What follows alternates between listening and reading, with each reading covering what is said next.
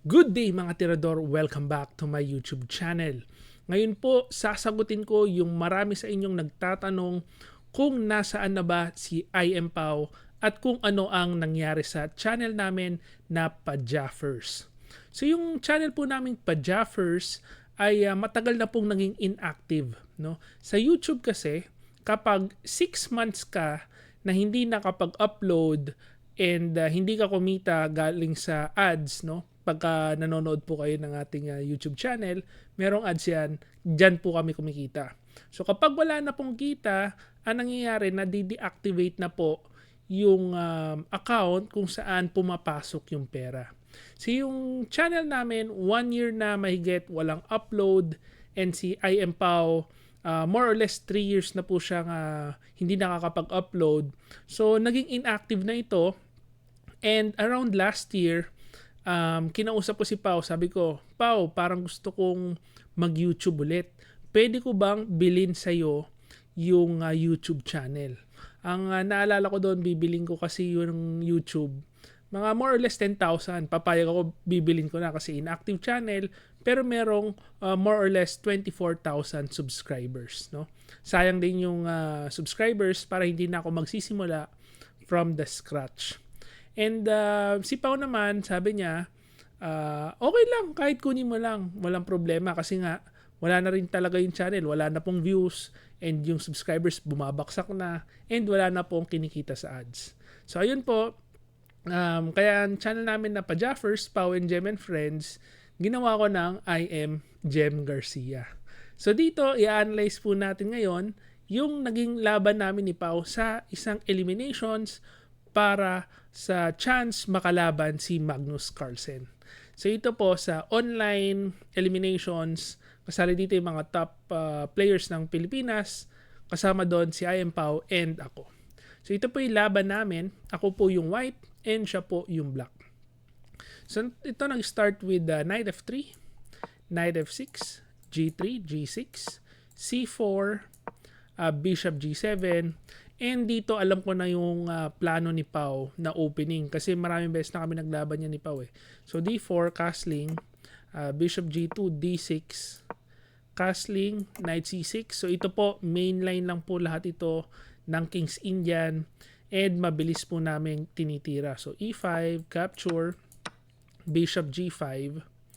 And dito, merong pauso si Pau na magpapa 1 pawn down siya no, with H6. Ito po, hindi ko talaga alam itong linya na ito kung hindi pinakita sa akin ni Pau noon-noon pa. And yan kasi, usually bawal po yan eh. Kasi ang mangyayari dyan, kakainin ko ito, pagkain ng rook, capture, and then merong fork. So ayan, mawa 1 pawn down ang black, pero kasama yan sa linya ni Pau. Pagka king G7, capture, rook B8, ang pinaglalaban niya dito, kahit 1 pawn down siya, meron siyang hawak na bishop pair and mas active yung mga pyesa niya. So may idea kasing E4 dito. Naalala ko yung isang laban namin dati, nag knight D5 ako. Nag E4 siya. So gumulo yun and anybody's game yung nangyari doon. Although napanalo ko rin po yun eh. So balik natin, ngayon alam ko na yung linya, nag E4 na ako. Inunahan ko na para ma-block itong bishop. So G5, Knight D5, Bishop E6, Rook FD1, so develop lang ng Rook, and ngayon G4. So itong Knight na ito, nag-decide ako, ilagay natin sa D2, parang idea, Knight F1, Knight E3, papuntang D5. Also, dinidepensa niya po yung D4 square. So, excuse me, C4. So nag-Bishop E7, capture, B3, depensa dito. A5, Knight F1. A4, Knight E3. And ayun na po yung plano natin with going to D5. No? So, kain, Knight C6, and Rook D8, Knight D5. And dito po, naalala ko yung evaluation ko dito sa portion na ito. Sabi ko, parang nako-consolidate ko na yung lamang kong pawn. Yun pala hindi. Sabi po ng engine, equal lang po ito. Anybody's game pa. Ayan. So, dito nag-rook C8 para merong pressure dito sa C4. Hindi ako basta-bastang makapag B4, C5. Yan po ang idea ko, syempre, no? Queenside expansion, gawa tayo ng pass pawn sa queenside. So, pagka nag B4 ka ngayon, kakainin ito and kakapturein. Tapos, under attack pa yung C4 square. So, ibalik natin. Kaya nag bishop F1 ako dito. And then, pagka knight D4, nag B4 ako. At ito po yung critical position kasi naalala ko, pagka knight F3, nagulat ako. Sabi ko, ala, may ganun palang move. Pagka king H1, knight D2. Bitin ang dalawang pawn and of course, under attack ang bishop. So, medyo na-shock ako dito. Sabi ko, patay. Hindi ko nakita yun. So, ganun talaga, no? Ang ganyan po ang chess, hindi mo naman makikita lahat. So, knight B6 para atake dito and depensa sa C4 pawn. So, ito na po yung critical position. Dapat ang ginawa ni Pao is rook D8 para control the open file.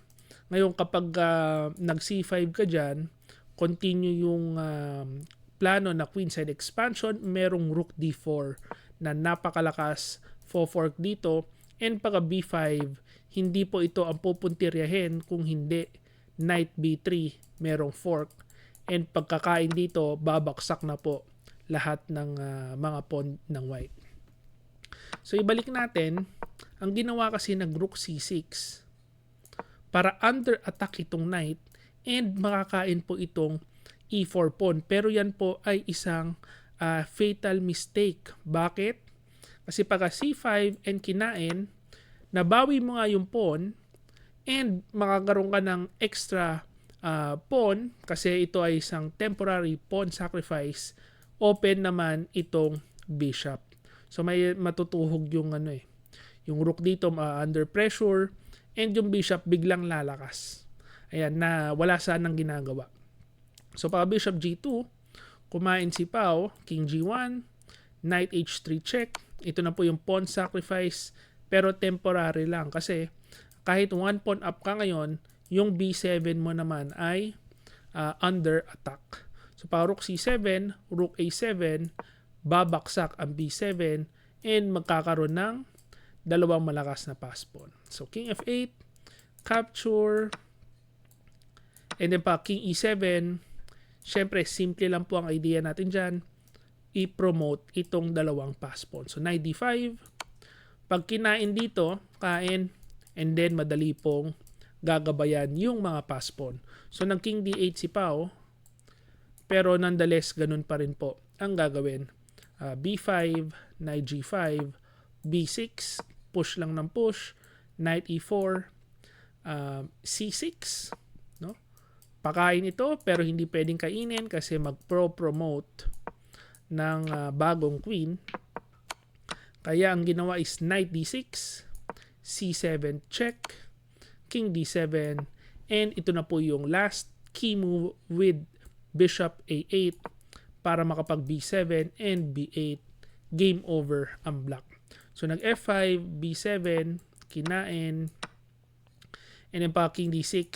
Ito po, sinimplihan ko na lang. So pre-nomote ko na dito. Ang ending, one piece down ang black. Game over si IM Pao. Ayan. So, fast forward na natin hanggang dulo.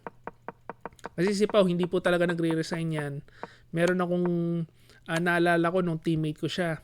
Ang pyesa niya, king na lang. Yung pyesa nung kalaban, sobrang dami pa. Queen, bishop, knight, ang daming pawn. Talaga hindi niya ni-resign hanggang pinamata niya. No? Yan po ang fighting spirit ni IM Pao. So, yan po ang naging game namin. And dahil tinalo ko si Pao, naka-qualify po ako for tournament sa Thailand kung saan kasali po doon si Magnus Carlsen. Abangan nyo po yan, June 12 ang flight ko papuntang Thailand.